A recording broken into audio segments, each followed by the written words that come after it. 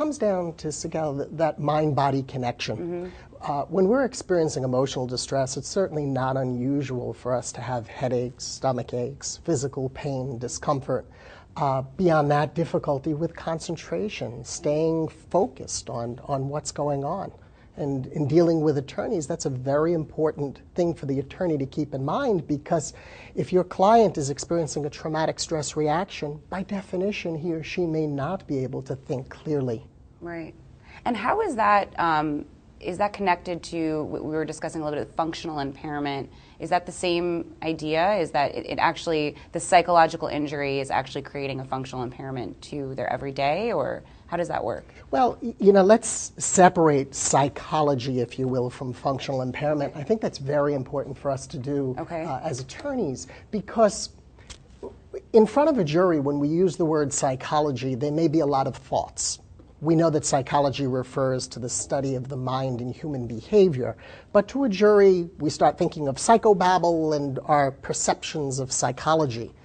When you're in front of a jury, though, and you start talking about specific functional difficulties, I am not able to do this, or this, or this, it makes it more real. So I encourage attorneys, rather than to focus so much on the psychological distress, but to really focus on the functional distress or impairments that people are experiencing. That's great advice.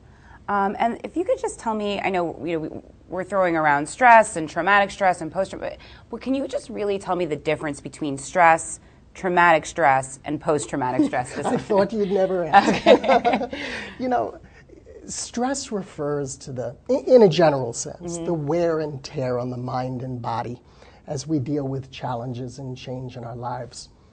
Traumatic stress refers to a specific precipitating event that overwhelms a person's ability to cope and problem solve. As I said before, the feelings, thoughts, actions, physical, spiritual reactions when somebody's exposed to or even witnesses an event that overwhelms their ability to cope.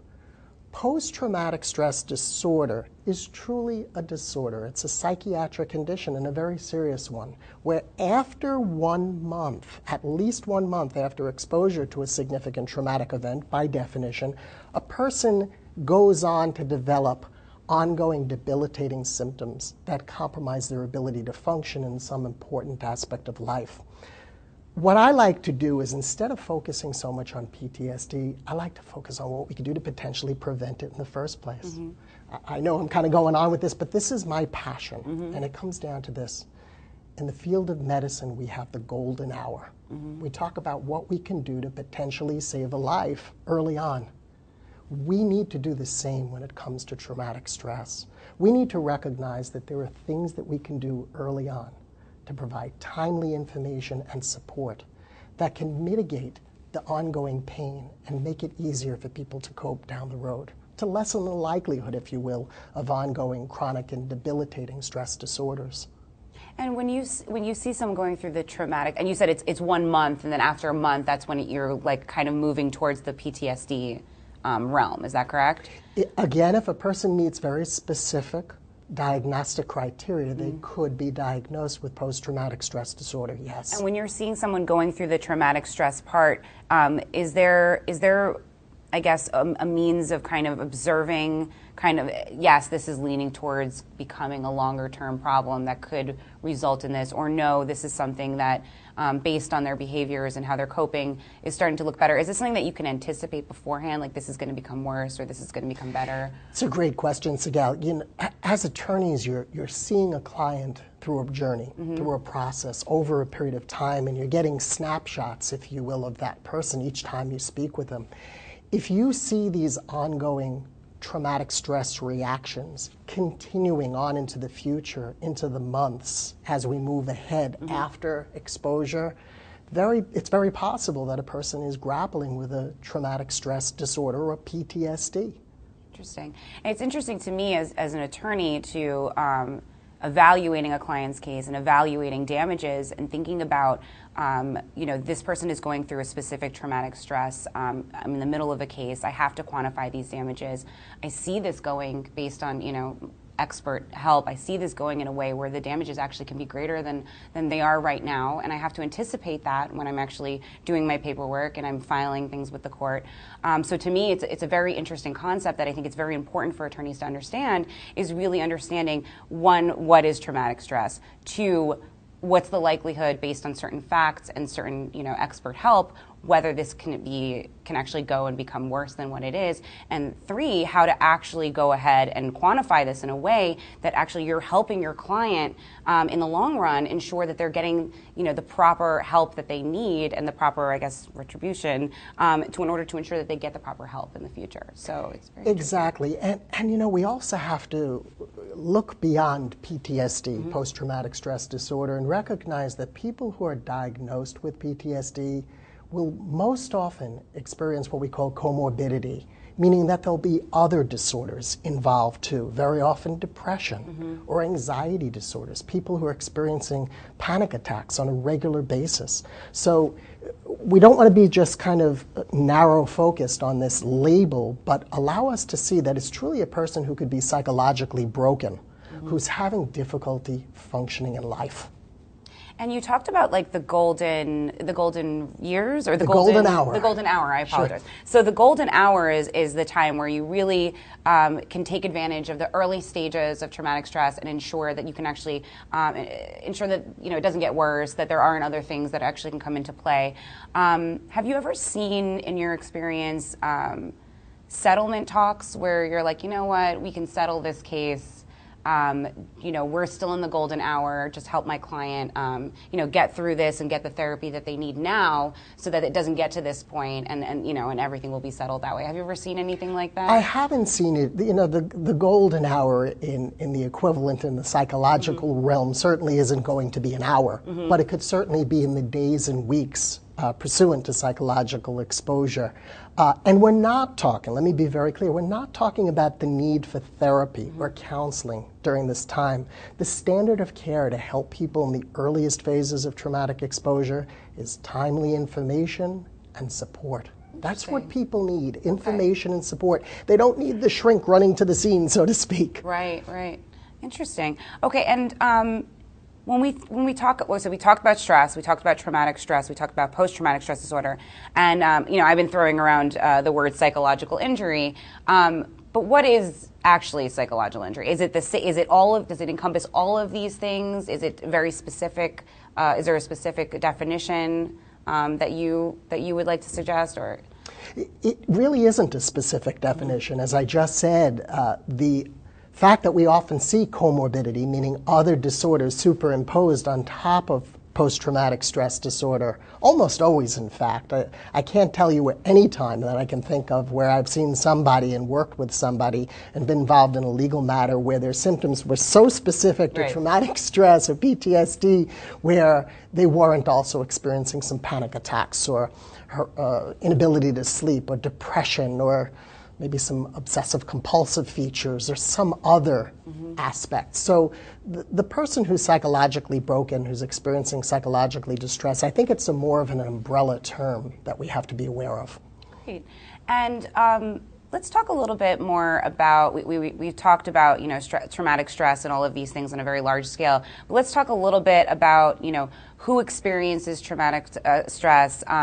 Is it what factors actually influence these people? I'd like to really get to the human factor of it all. If you could just elaborate a little bit on that.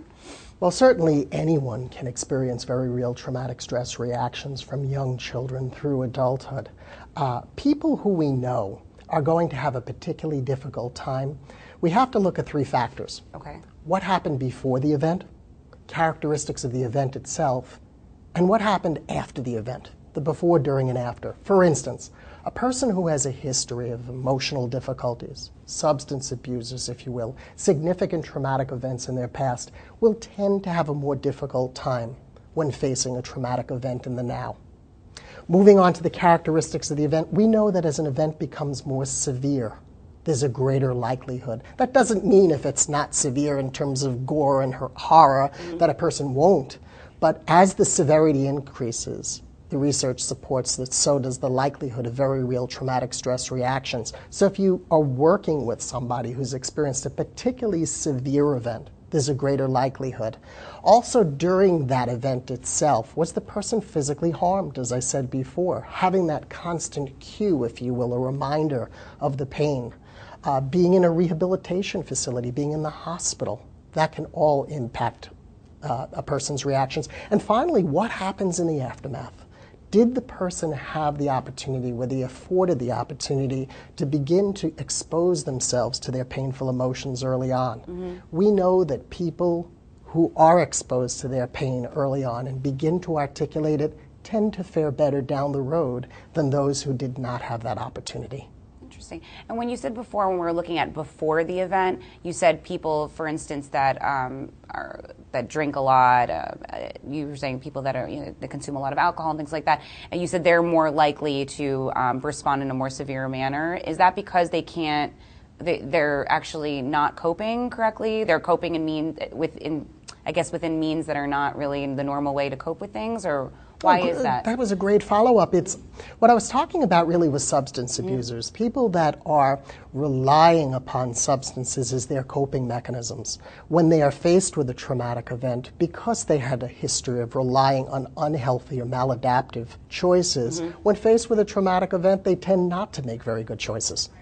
Okay, and this is, to me, it's very important to know that kind of stuff, because to me, these are the very holes that in a case where you're litigating, and you're looking at this before and during and after, and you're looking at what we were talking about before, other factors that can actually, I guess, mess with the proximate cause factor of someone's injury.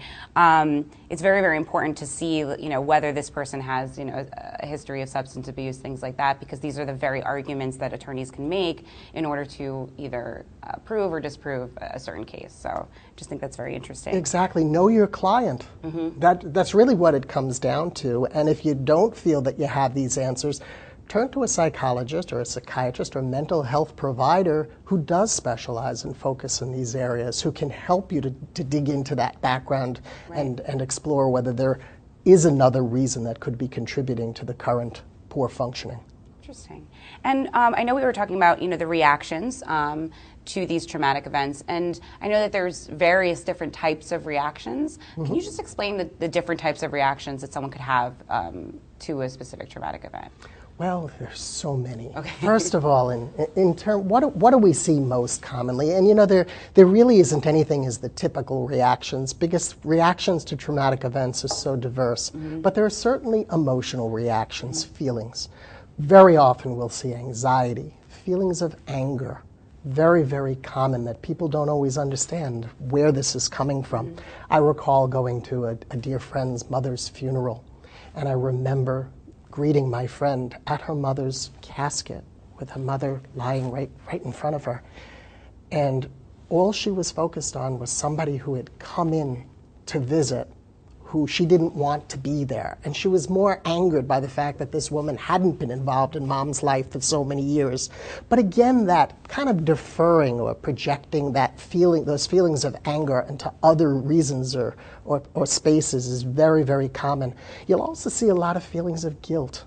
Very often, people who've been through traumatic events, and we're certainly seeing a lot of this now in the wake of Hurricane Sandy and the storms, where people are feeling terribly guilty that they were spared. Why didn't this happen to me? Why was I different than others? There are a host of different emotional reactions. In terms of I'm trying to kind of give you a snapshot. Right. In terms of our cognitions or our thoughts, people don't think clearly during traumatic events and in the aftermath of traumatic events. They may be very impulsive, doing things without really giving a lot of thought. They may be very confused. They may have repetitive recollections of the event. I'm unable to stop that tape from playing. Perseverative thoughts, if you will. They just keep having that same tape play. And attorneys will tell me this all the time, how they're hearing from their client. She just keeps saying the same thing. Well, this is part of traumatic stress reactions. So feelings, thoughts, actions. The actions of people who've been through traumatic events are really very diverse.